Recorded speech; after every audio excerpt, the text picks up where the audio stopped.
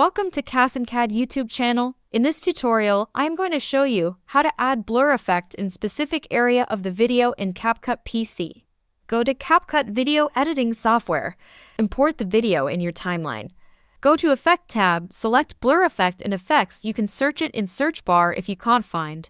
Drag and drop it on your video timeline. Change effect blurriness in effect setting. Now go to media and insert duplicate layer of the video.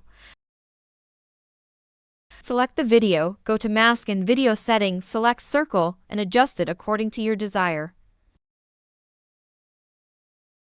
You can change the feather with 2 arrows icon. Thanks for watching. Please like, share, and subscribe. Leave a comment if you have any question.